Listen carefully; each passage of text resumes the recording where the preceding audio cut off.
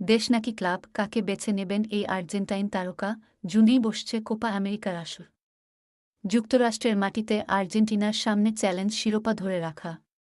Lionel মেসির দল শিরোপা ধরে রাখতে মরিয়া। তবে অবাক হলেও সত্যি যে আলবিসেলেস্তেদের কোপা আমেরিকা শিরোপা ধরে রাখার মিশন দুশ্চিন্তায় ফেলে দিচ্ছে প্রিমিয়ার লিগের জায়ান্ট চেলসিকে। প্রিমিয়ার লিগ মৌসুমের প্রায় শেষ দিকের খেলা চলছে এখন। শিরোপার দৌড় এখন মোটামুটি ৩ দলের মধ্যেই সীমাবদ্ধ। আবার প্রিমিয়ার লিগে নিজেদের হারানো অবস্থান ফিরে পেতে চেলসিরও অন্যতম ভরসার জায়গা এই ২৩ বছর বয়সী মিডফিল্ডার। কিন্তু এনজোর সামনে এখন যে কোনো একটিকে বেছে নেওয়াই বাস্তবতা। সমস্যাটা মূলত এনজোর একটি ইনজুরি নিয়ে। ইনগুইনাল হার্নিয়ায় ভুগছেন এনজো। এই সমস্যা থেকে মুক্তি পাওয়ার একমাত্র পথ অস্ত্রোপচার।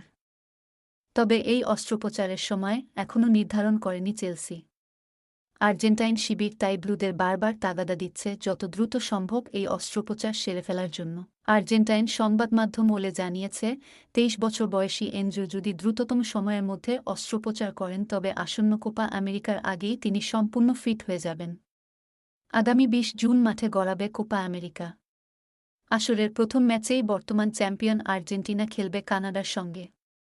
এদিকে এখন অস্ত্রোপচার করা হলে প্রিমিয়ার লিগের বাকি অংশে এনজোকে আর পাবে না চেলসি, যা তাদের ইউরোপীয় আসরে জায়গা করে নেওয়ার পথে প্রতিবন্ধকতা তৈরি করতে পারে। আবার এখন অস্ত্রোপচার না করলে মৌসুমের শেষে অস্ত্রোপচারের টেবিলে উঠতেই হবে তাকে। সেক্ষেত্রে মিস করবেন আর্জেন্টিনার জার্সিতে কোপা আমেরিকায় খেলার সুযোগ। এনজোর সামনে এখন সেই পুরনো প্রশ্ন, দেশ বড় না ক্লাব? কী সিদ্ধান্ত নেন বিশ্বকাপের সেরা উদীয়মান খেলোয়াড়, সেটাই দেখার বিষয় এখন।